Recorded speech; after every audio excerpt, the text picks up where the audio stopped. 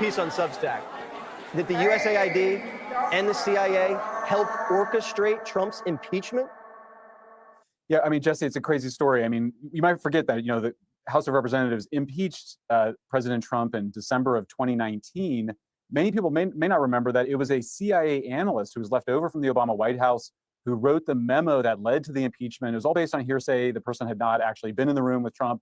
Nonetheless, this memo that he wrote relied heavily on a report done by an organization funded by USAID. In fact, its initial founding funding, I mean, now it's tens of millions of dollars, had gone into this group called the Organized Crime and Corruption Reporting Project, a name that's not very memorable, OCCRP, but it was basically created as an extension of the State Department and then of USAID. And as you know, Jesse, this is very serious to be involved in an effort to do regime change at home, as we've been discovering as the files have come out with what Elon Musk has been doing. We know that USAID was really about regime change abroad. It was a kind of public-facing part, regime change operation like CIA, but not covert, more overt. Well, now you see a similar blowback, just like they did censorship abroad and brought censorship tools back home. They were doing this sort of thing abroad, creating a predicate essentially for Trump's impeachment. So I think it's just one of many revelations that we'll see coming out in the next few weeks. So USAID was involved in regime change abroad and here at home. Very interesting. If you want to read more about what Mike's talking about, go to his Substack.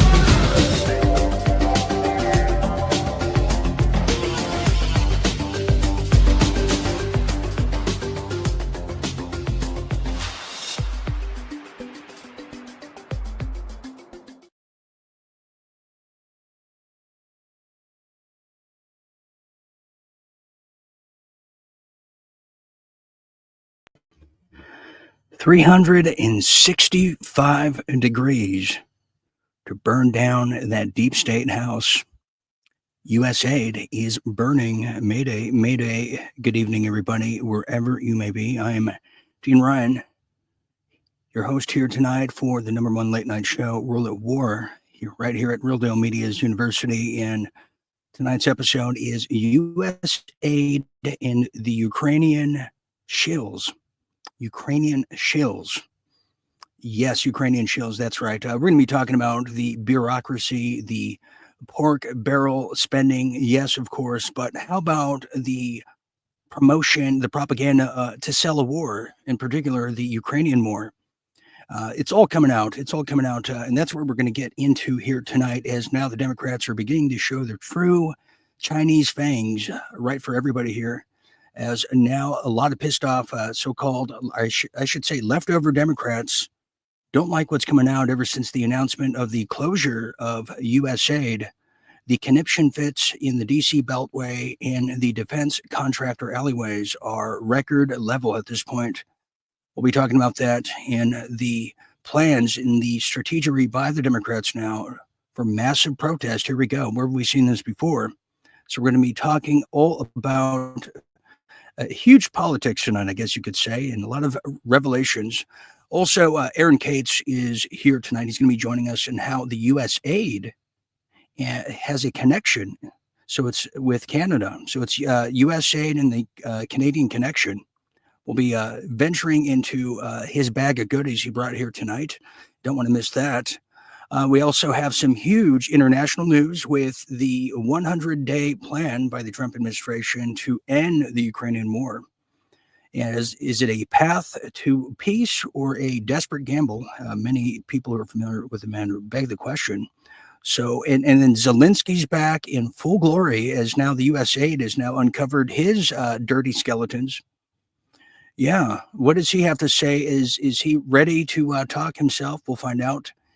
Plus, Greenland is back up again. We'll see what's happening there as J.D. Vance has taken his private jet, I think it's Air Force 2, to Greenland, as that might be our next state. Or will it be Canada? One will only find out. And finally, we're going to end on a very wonderful story about the happiest time of the day, according to science, something that's good for your health. That's absolutely correct. Okay, before we get started, we are broadcasting live on Facebook at The Real Dean Ryan, as well as YouTube over there at Dean Ryan TV and Rumble. Yes, we are. But let's get started now with some headlines from around the world and in your neck of the woods, shall we?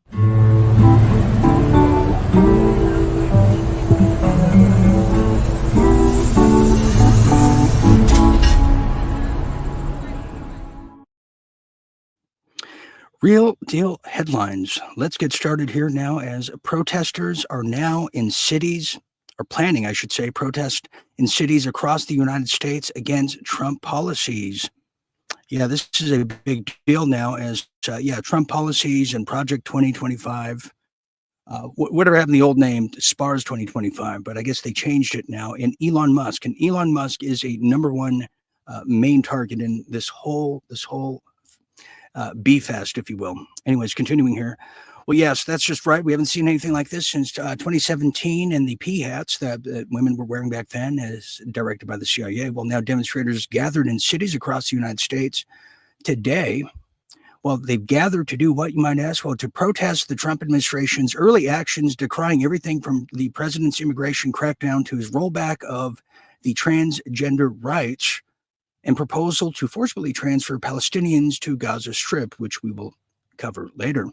Well, the protesters in Philadelphia and state capitals, we're talking about California, Minnesota, Michigan, Texas, Wisconsin, Indiana, and beyond, wave signs denouncing President Donald Trump.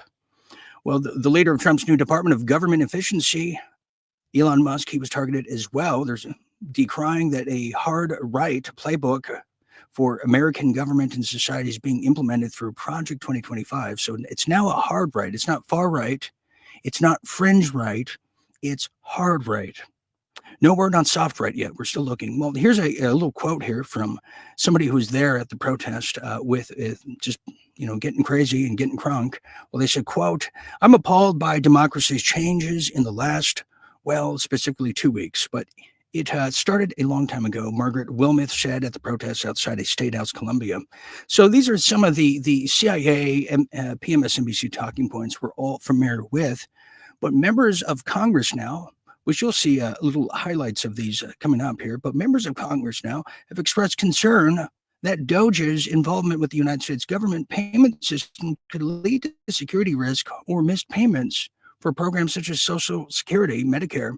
A Treasury Department official said at a tech executive working with DOGE will have, quote, read-only access. Well, it's true, Trump has signed a series of executive orders in the last couple of weeks here of his new term on everything from trade, immigration, to climate change, question mark. But as Democrats begin to raise their voice in opposition to Trump's agenda, protests have multiplied big time, big time. Why is that, you might ask?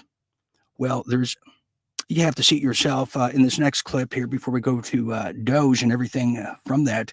Here's a little sample now, because now USAID's gone. Now all the rats are scurrying, including the head rat, which you'll see coming up. That's right, Bill Gates. Watch out for the clues on this one. There's probably no entity in the government that is more of an entrenched power center of unelected bureaucrats with less accountability, less oversight than USAID. They funnel money to their cronies all over the world through a swampy network of NGOs, non-governmental organizations, and cutouts, including potentially some very troubling elements of focusing on things like regime change and destabilizing foreign countries. But this is not about America's interests. Donald Trump is courageously restoring democracy. So I'm a little worried, particularly with this USAID stuff. My foundation partners with USAID on nutrition and getting vaccines out. And, there's incredible people. They're not actually worms that work there. So, hopefully we'll get some of that work back in shape. In fact, if we don't, you could have literally millions of deaths. So, and we cannot allow Elon Musk and a small group of people to secretly, behind closed doors, take away our privacy, take away our dollars, take away everything we have. We are going to fight this fight. I am going to stand with you in this fight, and we will win. We will win. We will win. We will win. This is an unprecedented moment, a constitutional crisis, but we will match their energy. With unprecedented organizing, mobilizing, agitating, we will see you in the courts, in Congress, in the streets. Elon Musk is a Nazi netball baby, a godless, lawless billionaire who no one elected. Elon, this is the American people. This is not your trashy Cybertruck that you can just dismantle, pick apart, and sell the pieces of. No one elected Elon Musk to nothing. That's right. Not one Democrat in America voted for Elon Musk. Not one. Not one Republican in America voted for Elon Musk. We will not take this. We will fight back. Fight back. Fight back. And as I close out, because I know we've been out here for a long time, and goddamn it, shut down the Senate. We are at war. Anytime a person can pay $250 million into a campaign and they be given full access to the Department of Treasury of the United States of America, we are at war. Looks like they want to burn down the house too. I mean, this is straight out of the Communist Manifesto playbook, rules for radicals. And hey, I voted for Elon Musk. What about my vote? I guess that doesn't count. But that's just a little glimpse of the quote unquote organizing, all that kind of talk here as they begin to just go next level. They're doubling down, and you're going to see this effort of doubling down across the spectrum, not just this country, but throughout the world at this point. Everyone's going to have to double down because you're going to see a lot of other countries that are going to want to Doge as well. Don't you know? Continuing now with everything Doge. Well, the Doge cuts of bloated bureaucracy has continued. There's no doubt about that. And this coming from Natural News, thankfully for it, is now purging the deep state. Trump and Musk take axe to bloated bureaucracy, and we've only just begun. This is what we saw during the Twitter files, but this one is much, much more of a just behemoth now. Well, Donald Trump and Elon Musk, yes, have formed an alliance to dismantle the deep state, reduce wasteful government spending, leading to widespread restructuring and firings throughout the federal agencies, as you know. Well, the United States Treasury Office of Personnel Management over there, the U.S. Agency for International Development, USAID, EPA, and FBI are undergoing major overhauls and, as they call it in the D.C. Beltway, major political colonics. Musk's team discovered fraudulent practices at the Treasury and is implementing new systems to combat the corruption. OPM, the Office of Personnel Management, is directed to reduce its workforce and programs by, get this, a whopping 70%. USAID may be brought under the State Department's authority, and the EPA has placed over 1,100 employees on probationary status. The FBI has terminated multiple executives and field office heads. The purge has sparked major outrage, as you just saw there, among fiscal conservatives as well, though, this time around, who see this as a historic moment, while others, particularly Democrats, view these changes as potentially catastrophic for federal workers and programs. These actions, in closing, mark a significant shift in the fight against government efficiency and corruption, aiming to restore accountability and limit the size and scope of the federal government. The long-term economic and political implications are yet to be seen. But although we are seeing some results right away, are we not? It's just incredible. Continuing with more cutting of USAID, which I can't get enough of. I have a real just hunger for it. Well, here's some other things that have been found out in this wake of just discovery. Now, Elon Musk's enemy, USAID, was investigating Starlink's contracts in Ukraine. Who knew that? What didn't they do? Well, since coming in the power, Elon Musk Department of Government Efficiency, DOGE, has barraged USAID, the international aid agency that dispenses food and supplies nations all over the world with money laundering taxpayer funds. It's likely that the agency will soon be shuttered and could be subsumed into the U.S. State Department. Now, new reporting has now showed that USAID was actually investigating equipment from one of Musk's companies at the time that he attacked the agency. So if you attack these people, they come after you. Yes, that's right. Well, just recently on Tuesday, USAID's Inspector General was in the process of investigating its own public-private partnership between Musk Starlink and Ukrainian government at the time when the billionaire's DOGE crippled the agency. Publicly available information about this probe is still online. You can find it. From last May, apparently, last year, well, the USAID Office of Inspector General said, yes, it's true. And you could still see that online. Well, it's before it gets scrubbed, as you know how these things work. Oh, okay. Moving on. Well, you might have seen this. I posted this earlier. Well, get this now. This is all coming out, and it's so beautiful and nasty at the same time.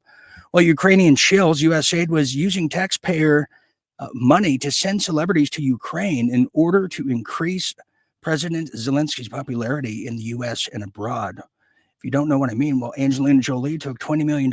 Sean Frenn took $5 million. Jean-Claude Van Damme took $1.5 million. Orlando Bloom took $8 million, and Ben Stiller took $4 million. So now we know why for a good while a lot of these people were wearing Ukrainian masks during the COVID-19 1984, because they were being propagandized by all of these so-called celebrities, these actors, actresses that are nothing more than just CIA storefronts at this point. Anyways, we have Aaron coming up because there's a big connection to this, In fact, I'm going to bring Aaron up now, and we're going to get into this. Aaron, the world at war, just what revelations we're finding out about this whole USAID thing, aren't we? It's insane. I mean, this is like an onion just peeling, but it's just like exploding with like out of like a fire hose. Dean, don't tell me that Sean Penn with all his, I guess he had some gifts for Zelensky. You're telling me that was all staged? I'm so disappointed. And seeing Jean-Claude Van Damme, I really liked him in all those movies. To see him there, that's even more disappointing. Well, Aaron, I have to stop you because not all of it was a facade, because the real love between Sean Fran and Zelensky was real. That was bona fide, passionate. Okay, so let's talk about this. And I know you have some other things, Canada, which we're going to come back to after the next segment. But right when we're talking about this, Aaron, you told me there's a connection between USAID and something going on in Canada. Can you want to expand on that? I can certainly expand on it. So what I've been digging, doing some usual intel throughout the week, is we found out that our Canadian universities are getting $5.5 billion from USAID. Now, we're not a third world country. We're not a second world. We're first world. We're supposed to be trading partners. I know recently we have the tariff issues, but for the most part, Canadians standing with Americans. I have no idea why Canadian universities are getting so much aid. Is that why we had so many Palestinian riots across Canada and the campuses over the summer from that aid, Dean? But if you bring up that list, it tells you a list specifically of which universities are getting it. But the question I have that Inspector hasn't found, Dean, is the question I have for the audience, and I need help on this, is our Canadian, I know BBC was getting USAID in England. So I want to know, is our Canadian media also getting USAID? That's very important. It sounds like Political and some of the American other outlets were getting USAID. So I want to know, is our Canadian media also getting? Okay, but so here's the list that, yeah, here's the list Aaron was talking about. These are the universities. So when we talk about CIA is really immersed in every fabric of society, we're not just talking about our society here in the United States. We mean yours at home. And here's another example of it. You want to see where the communism starts from. It's the so-called security agency apparatus, as they're being exposed by the hour here. Well, look at this. You have the University of BC, British Columbia. They received I don't even know what that is. What is that, $1 billion? Dean. Almost $1.1 billion, man. I've never seen anything like that. Astronomical. Almost, look at the bottom, Queen University, University of Auckland, that's New Zealand, Toronto Metropolitan University of Manitoba, Saskatchewan, Waterloo. Total of $5.5 billion. Why are University of Auckland money? Yeah. Queen's University at Kingston, is that Jamaica? Okay. University of Kingston. Kingston, Ontario, Auckland, I believe. Okay, got it. So then you have New Zealand, or is that Auckland? Well, there's no Auckland. Yeah, that sounds like it's New Zealand. Okay, so you have New Zealand in there, just all of Canada's universities. No wonder Trudeau was always trying to appeal to the college kids, when they legalized marijuana, for instance. He was trying to get street cred, because that's who they're influencing as their communist army. Incredible, Aaron. And they're spreading the wokeism and the DEI programs through the universities, and they're getting funded by USAID. So like I said, guys, if you guys can hit me up this week, let me know if you find anything out on Canadian media, CBC, CTV, CP24, anyone getting funds. I would love to know, because I feel like we're onto something. The BBC, Dean, was getting US funds. Oh yeah, and nobody had any idea. But just the fact that you see these USAID whorebags here is rather disgusting. Aaron, we have to get to our Real Deal Politics. We're going to get you after the segment. Stand by, will you? Okay. So now it's time to get to some Real Deal Politics the way you want it.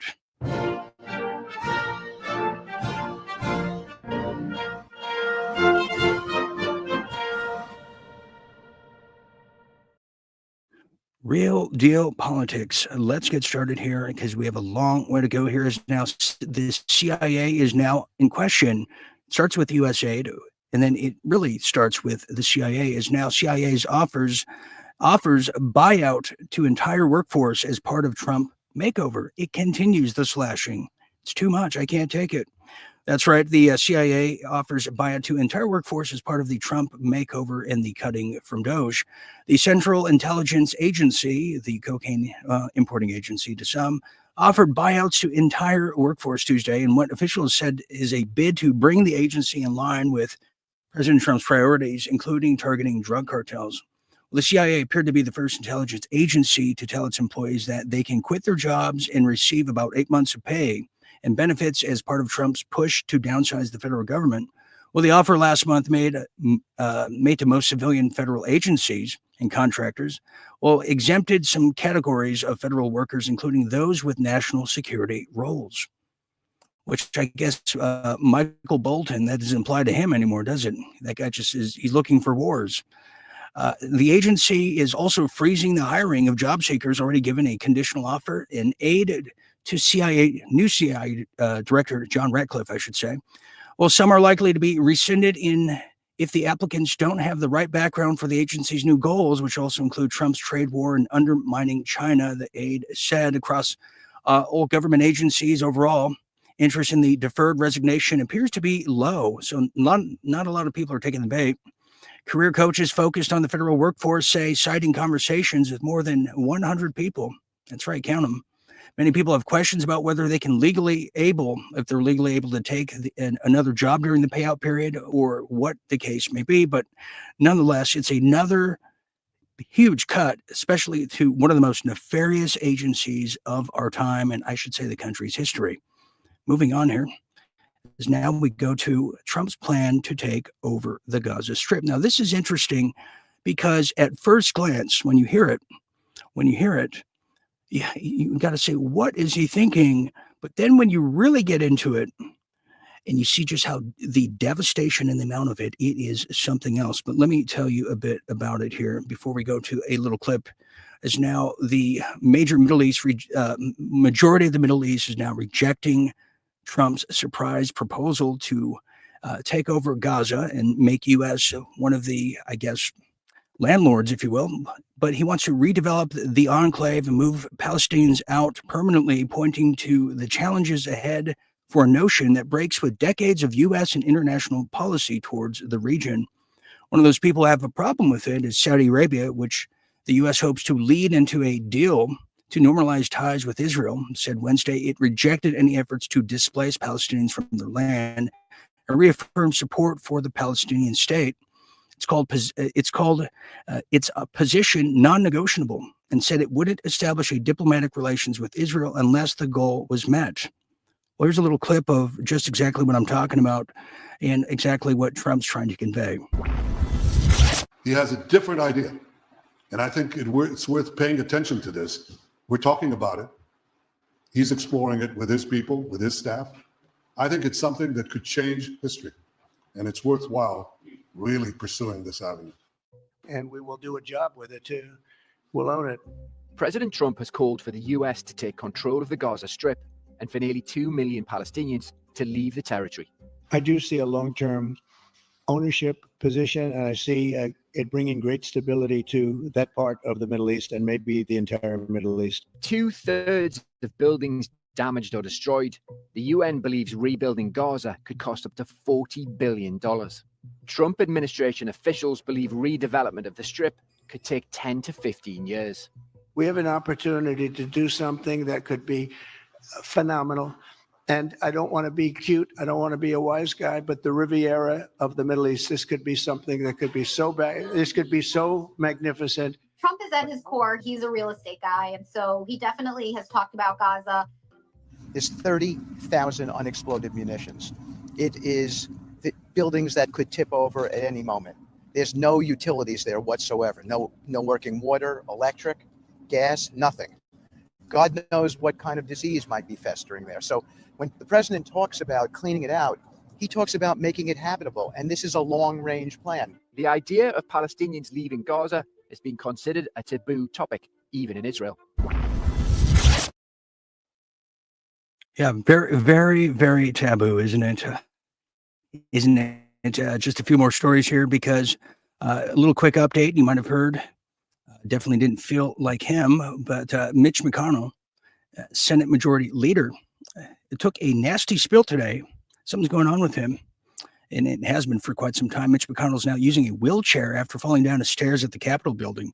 Spokesperson for McConnell said the 82-year-old senator is supposedly fine, is using now a wheelchair purely as a precautionary measure.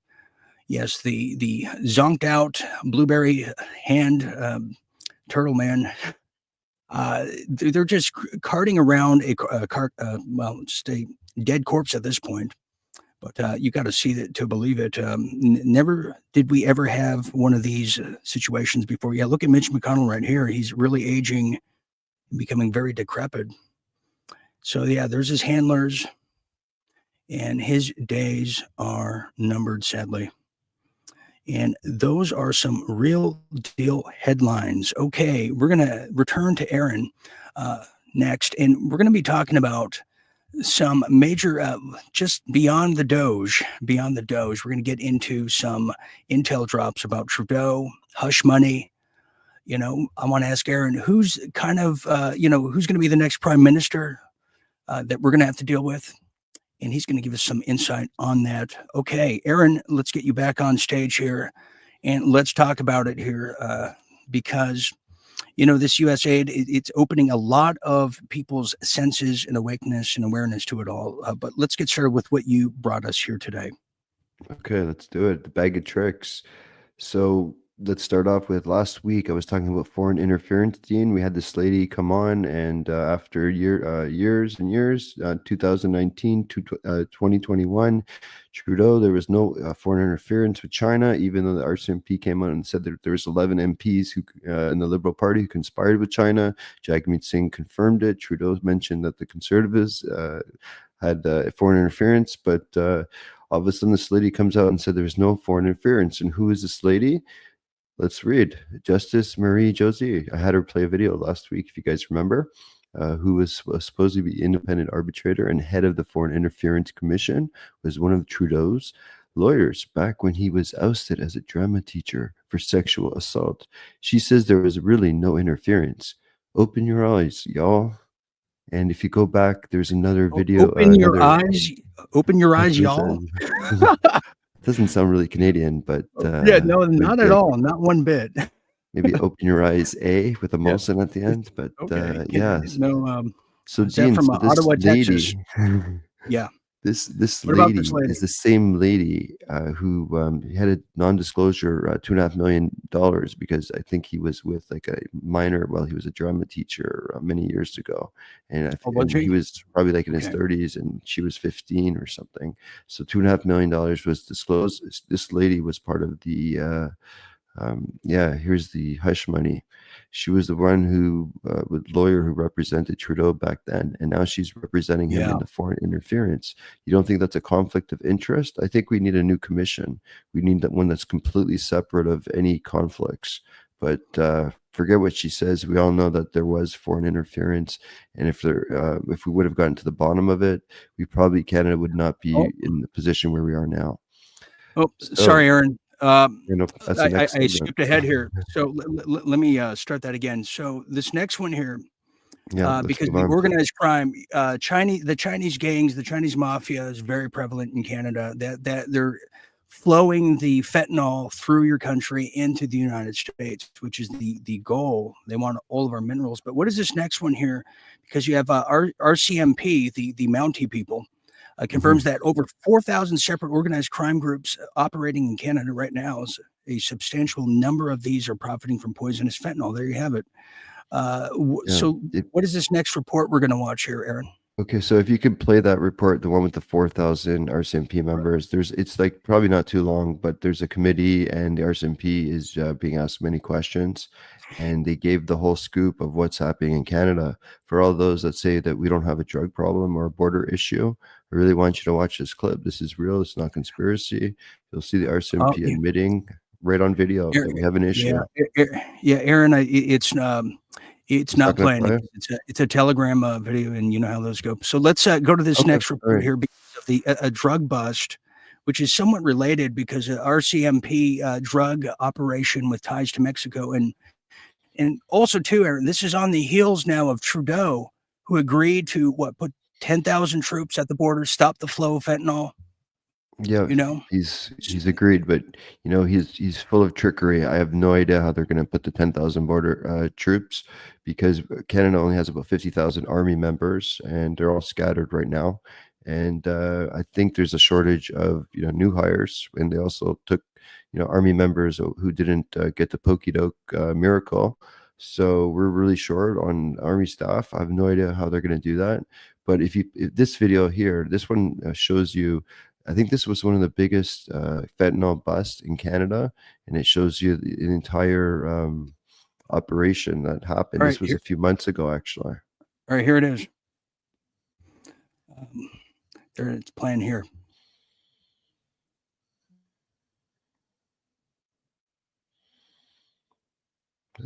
Sound there, Dean?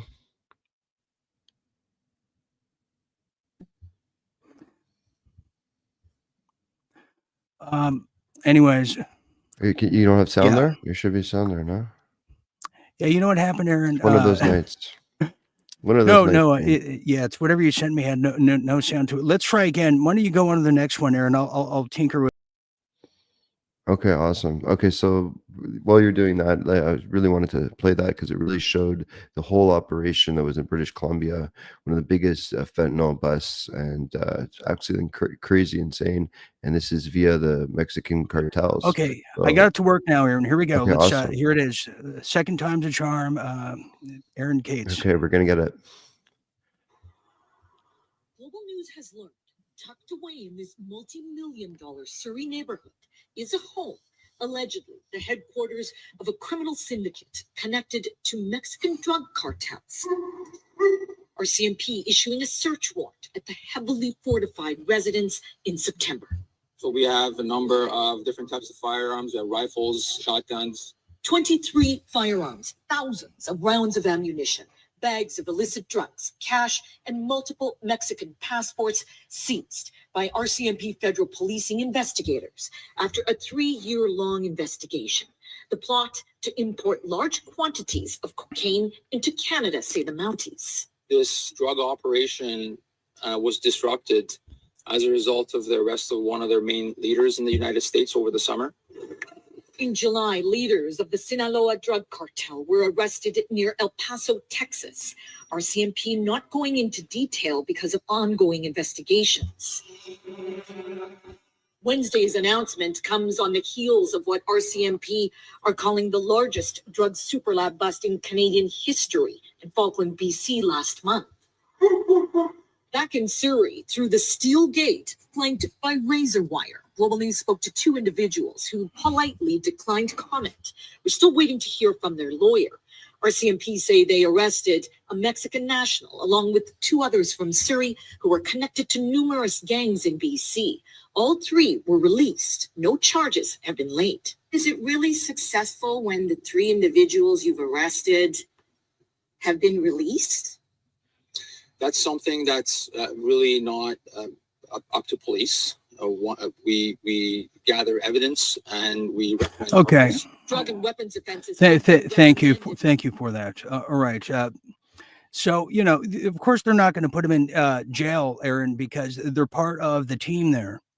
We see this all the time here stateside, but good. Look at all the drugs there. On that. Yeah. Look at all the guns there. That should be, 20 years at least for everything there. Who knows who got hurt and so forth. But look what they're doing to Pat King for mischief. He's already served 6 months and they want to put him in for 10 to 14 years in prison for driving around in the convoy. Nobody got hurt. No damage was done. You know, it's just not 2-tier system, Dean. Just trying to it is. it. It is. Oh no, they targeted Patrick King because he was the first on record, to my knowledge, that brought up the connection of everything Corona, 19 and the connection to Trudeau in Canada and creating it. And he challenged Trudeau, and he's a great enemy of Justin Trudeau. But he's a political prisoner right now, basically. He is a political prisoner, and here's some of the gifts that were found: $400,000 worth of fentanyl. This happened today, Dean. This was today. I'm just trying to point out the fentanyl problem, the drug problem. You know, liberals are saying, "Oh yeah, we only have a small little problem, nothing to see." But every day, I just showed you a big bust. Here's another bust. We had a cocaine bust in Toronto, $83 million, 1,000 pounds of cocaine 2 weeks ago, Dean. That last video, I just sent it to you on Signal took it off Telegram. If you can play that somehow, it's so important. I really want to show that. I'll get to it. And just to reiterate, fentanyl, I don't know how many of you have seen this in your streets, and like, what is fentanyl? What does it do? And people that are hunched over, you see them walking. Like, I've been in multiple different states in the past, year or whatever. Oh yeah. You see them all the time. I've never seen an epidemic like this before in my life. And it is an epidemic. It is killing the American people. Oh yeah. It's Not only that, the cheap form of Canadians heroin. too. Yeah. Our cities are a disaster. Vancouver, Toronto, Winnipeg, Calgary, people all over the streets, people dying every day, and they're trying to play like this not a problem. I really think that Trudeau is going to throw some sort of trickery. I don't think, in my opinion, Dean, there's a 30-day suspension of the tariffs. I just don't know how we're going to block the border and do all the things that President Trump wants. Right. It's totally secured. So. All right, here's that video that we couldn't play for all of y'all earlier. So here we go. To the RCMP, how many people do you estimate are involved in the production and distribution of fentanyl in Canada? Do you have like a ballpark estimate? Is it 1,000 people? Is it 10,000 people? I don't have a ballpark figure on it. So you have no idea how many people could possibly be involved in the fentanyl trade in Canada? There's a significant group, a significant number of organized crime group, but if you're asking me for a specific number, I can't give you a specific number. How many organized crime groups are involved? Over 4,000 organized crime groups in Canada, as assessed by the Criminal Intelligence Service Canada. 4,000 individual organized crime groups, all with their own distinct leadership and membership? That's correct. You hear that? 4,000 different organized crime groups. We don't know where they are. It's just gotten way out of hand. And actually, I just got breaking news as we were talking, Dean. There's 1 dead, 15 taken into custody after 3 incidents at the Canada-U.S. border as of today, near the Manitoba border. Incredible. So many incidents. Aaron, it's a form of soft kill. This is a form of soft kill. Hard kill would be dropping bombs on us, but this is a form of soft kill. Aaron, we have a hard break coming up. So I want to ask you before you go here, I asked you who's going to be the next prime minister. And you told me an answer that was slightly different than I was even aware of. And here's the video of it. We'll explain after. There's a fever gripping America. And while it rages, Canadians will remain resolute and true to our values. While America engages in a war on woke, Canadians will continue to value inclusiveness. Go ahead, Aaron. That is Mark Carney. He's a former Bank of Governor of England and Canada, and he's also on the board of World Economic Forum as well as many other foreign entities. He is the Liberal Party right now. The Whore of Havana is stepping down as of March the 9th, so they're trying to put a new leader. It's either going to be Chrystia Freeland, the Nazi, or it's going to be, and literally she's a Nazi, or it's going to be Mark Carney, this outsider who's unelected. At least Chrystia Freeland was elected to her post in a sense, but he's a complete outsider, and he's going to probably be the one to take over for the Whore of Havana, Justin Trudeau. He's the one, I believe, in the World Economic Forum who's pulling the strings. As you can see, he's already talking about wokeism. He's doubling down. America's trying to get away from it. Canada wants to have more of it.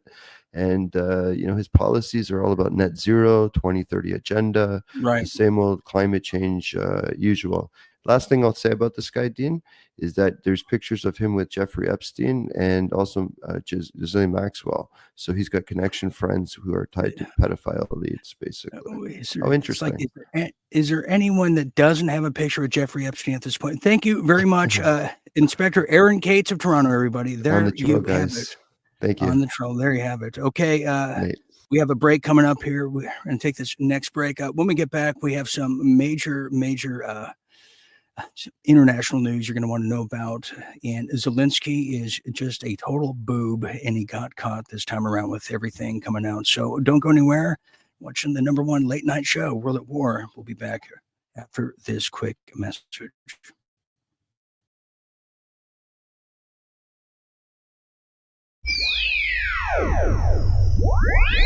This is Sean Penn and his not-so-secret boyfriend.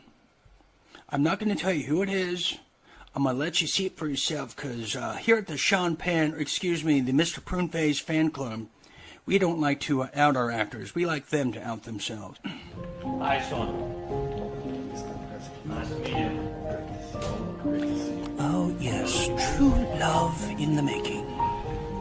The pistol prune face in the drag queen of the Ukraine. This is for you. Oh, Sean, yes. Oh, look at that hammer. Please, No, please. that is yours. No, I feel terrible outside. Oh, no, it's just a symbolic, silly thing. Yes, but if I know this is here with you, yes, then I'll feel better and stronger to fight. It's so great to It's so honor, good. But until we will. When you win, bring it back to Malibu. Yes. Okay. Because I'll feel much better knowing there's a piece of me here. You left your underwear at my house too, Zelensky. I love you. You ever kiss a prune before? It's not from me. It's from Ukraine. Oh, it's a lock of my hair. From my backside. Look at those steroid muscles. Zelensky he like. Oh, turn the cameras off. I must kiss you, Sean, friend. You my friend for life. I love prunes. Me love you. Let's go to my bathhouse. Klaus is waiting for us. Oh, look at those two lovers. We play. The first man who was here. Come on, Sean. I show you my parents now. I mean, love. Okay, that's good enough. Thank you very much. Ladies and gentlemen, when I see true love, I have to show it. All right, that's what we do around here.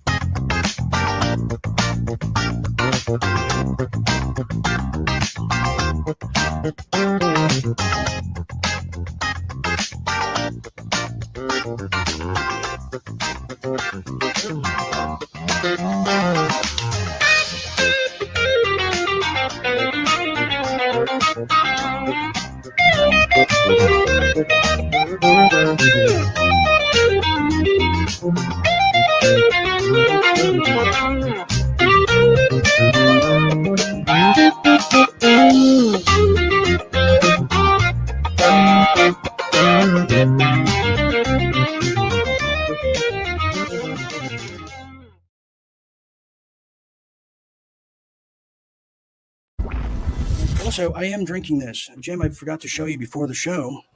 I'll show you now. I'm drinking a Polliner all the way from Munich, Germany. As we are getting close to New Year's, everybody. This is getting close. I'm going to, you know what? Should I open it now, Jim? Do I need to get on your level? 24 minutes. 24 minutes. Oh, shit. Oh, fuck. Oh, my short fell. Live television, Dana. You never know what's going to happen next. You never know. Damn it! You opened the beer and it just buzzed all over the place, right? It shot all over. Everywhere. It just exploded all over his lap. Yeah. Okay, I'm back.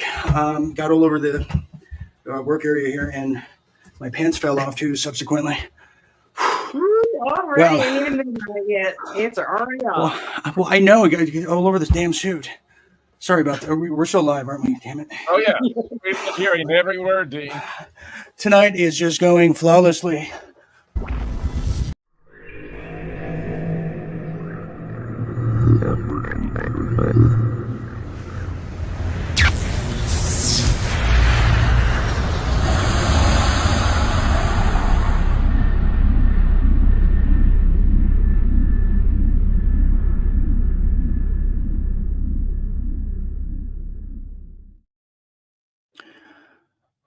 Welcome back, everybody. I am still Dean Ryan, who is cruising with you to midnight and beyond. Yes, we are. We have so much going on in the world. It's you kind of lose yourself sometimes, but definitely do not lose this effective audience, as tonight is brought to you by Real Deal Go. Don't you know? giftsandgo.com/realdealgo. Also become a player from the Himalayas. Become a night owl too. Go to realdealmedia.tv/membership. And when you get there, you'll see something, and that is the wellness company. Get your Ivermectin. It does wonders. Yes, it does. Okay, let's get started, restarted here, as a lot of people are weighing in. Here's Liz Marchant, who says, is it Sean Penn with a new, very young girlfriend? Yes, he is actually. And I should show you. It's incredible. But yeah, Zelensky, very jealous, very jealous. Yeah, Jan Thompson says he gave away his Oscar. Yeah, which tells you how much it meant to him. Isn't that just incredible? Okay, let's get, we have some Real Deal International to get to and some huge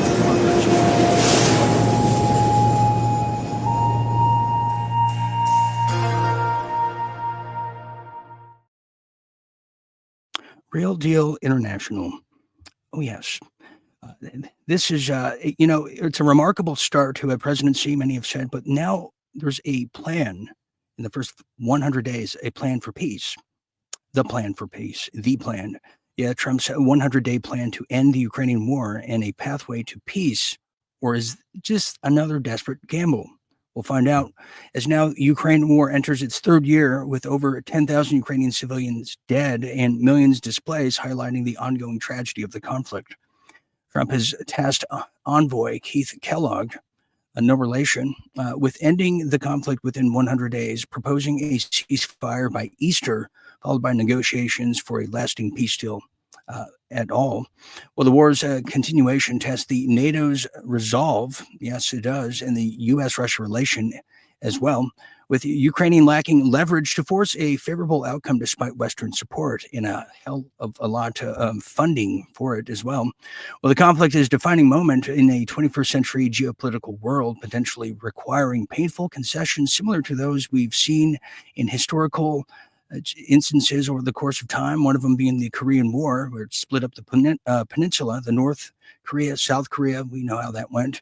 Well, the next 100 days are crucial, as ending the war now could prevent further loss of life and mitigate the risk of escalations of more war, offering a chance to stop an ongoing tragedy. Will it work? Well, we don't know if it will work, but wait a minute, it might. Well, this is just happening right now as Ukraine, in particular Zelensky, who is no longer backed by U.S. aid. Well, get this now. This is something interesting. He's now requesting to speak with Putin directly. He's ready for direct talks with Putin. This is a huge first. Ukrainian Presidente Volodymyr Zelensky, the drag queen of Europe, has said he is ready to sit down at the negotiating table with Russian President Vladimir Putin in order to end the war between Russia and Ukraine for once and for all. Well, he made the comments in an interview recently with British journalist Piers Morgan that was posted earlier. He also said in his comments, as a high anticipation of talks to begin with Donald Trump, in addition to Putin, who has pledged to end the fighting, as we now know, in this first 100 days. Back in the White House, as the third anniversary of Moscow's invasion approaches, when asked how he felt about sitting opposite of a Vladimir Putin at a negotiation table, Zelensky replied, quote, "If that is the only setup in which we can bring peace to the citizens of Ukraine and not lose people, definitely we will go for this setup and talk to Vladimir Putin as long as I can still have my Coke supply by Sunday afternoon." That's what he said there. So, something's working, and, it's good to see, if we could, the celebrities are being outed left and right, especially John Friend. This is just poetic justice at its finest. I cannot tell you how much this means to me. It just means so much. Continuing now, as Natural News is bringing us the latest here when it comes to China and the U.S. as the trade wars, they seem to have slowed down a little bit now. It wasn't the big blockbuster we were hoping that was going to be until summer. In this case, now China's ready to restart trade talks with the United States after the tariff and the week of tariffs and the pressures of it have now subsided. Trump's new tariffs have compelled China to reopen trade negotiations, addressing issues like the fentanyl crisis. Channel reportedly proposed reviving phase one trade deal and increasing U.S. product purchases, particularly in agriculture and energy. Now, the tariffs are expected to impact China's GDP, pushing Beijing to avoid a full-scale trade war. Now, Canada and Mexico have agreed to border security measures in exchange for delays on retaliatory tariffs. Now, Trump's hardline approach has shown effectiveness in achieving diplomatic and trade concessions from key nations. Yes, so we're going to be, speaking Mandarin at the negotiation table right next to Putin and Zelensky, it appears. Moving on now. Well, what about Greenland? Well, J.D. Vance says, well, let me tell you more about it. Well, please do, J.D. Please do, and watch the mascara, will you? Well, J.D. Vance has now reaffirmed the U.S. interest in Greenland, despite the European opposition. Oh, yes, he has. Vice President J.D. Vance reiterates U.S. interest in Greenland, citing strategic and economic importance. Yes, not to mention incredible fishing and opportunities for it. Well, Vance, who is one of the youngest vice presidents to date, and argues that Greenland's location and resources are vital for United States national security and economic interest. Well, Denmark's Prime Minister Frederiksen, rejects the idea of selling Greenland, but is open to increased U.S. presence, meaning he wants to be courted. He wants to be spoken with, not to. Well, J.D. Vance now claims Denmark is addressing security threats in the Arctic, justifying a more assertive U.S. role. Also, Frederiksen emphasizes Denmark's commitment to NATO and refutes claims of being a bad ally. So there you have that one. And it looks like Greenland's going to be part of the U.S. one way or another. Finally, on a lighter subject here, but very important, is a story about your health. As now we go to Real Deal Health. This was a blending of health and science, which we haven't seen since, well, the beginning of 2020 now. But this is talking about the happiest time of day, according to science, because I care, and so do they. So do they. They're saying that the happiest time of day that scientists have found is right in the afternoon at 3 p.m. They're saying go for a walk and get the sun. If you want more sun, be out by 1 p.m. in the afternoon when the sun is at its peak, highest, around that time. But they're saying early afternoon is the best time, according to their calculations of scientific calculations of the happiest time of day. So just kind of remember that one here. We have time for a question or two. We'll see here. We have Notable on Rumble. She says, your facts equal your interpretation. Thank you. Thank you, Notable. I've just want to be recognized. That's all. Let me go to, let's see, we have on YouTube. We have Pam Bondi ordered the release of the Epstein list. Yes, she did. Thank you, Buck, for reminding me too. We have some other breaking news in the past few hours. Well, here's one of them. Breaking Attorney General Pam Bondi has directed Department of Justice to pause all federal funding to sanctuary cities, according to Fox News. Pam Bondi is also directing the DOJ to identify all funding agreements with non-governmental organizations, NGOs, that support illegals. Here's a quote. On her first day leading the DOJ, including orders to combat weaponization of the legal system, make prosecutors seek the death penalty when appropriate, and work with the Department of Homeland Security to completely eliminate cartels in transnational criminal organizations. But wait, there's more. Well, here's another one. USAID was using the tax dollars to send celebrities to Ukraine, as you know. Zelensky's popularity around the world. So that is confirmed, just to reiterate that one, because I can't get enough.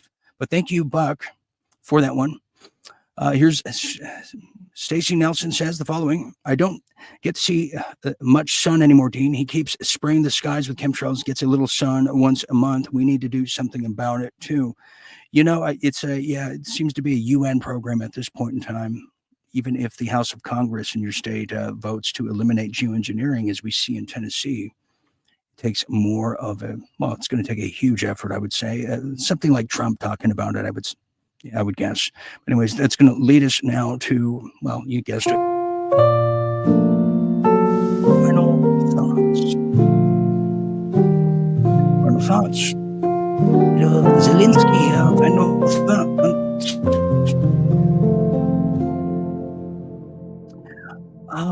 Yes.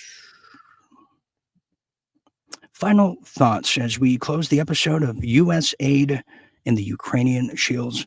The house cards is falling in just the mere announcement and the notion of the Epstein list becoming public.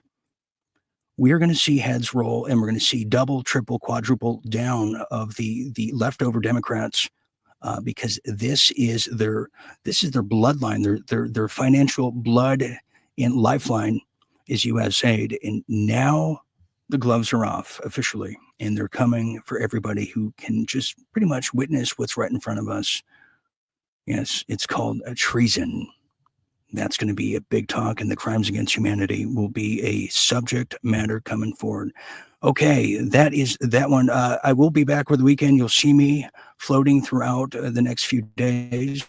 I'm going to be putting some real just gemstones out there for all of you, but I'm going to get going. And I want to thank Aaron Cates for being here tonight, and we're really rooting for Canada to solve their problems. So for Aaron Cates and for everyone else here at Real Dumb Media, I'm Dean Ryan, and thank you for sharing a bit of your night. In the meanwhile, always remember to stay tuned and stay awake. Good night, everybody. And keep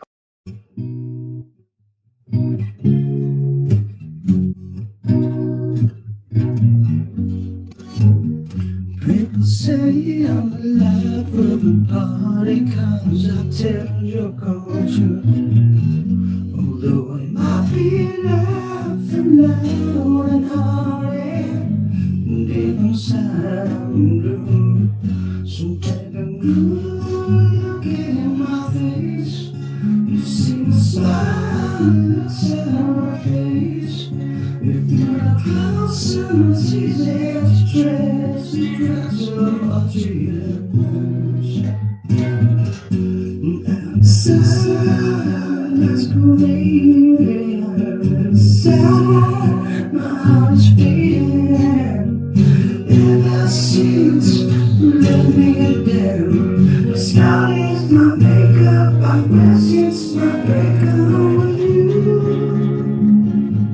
Baby, take a good look in my face.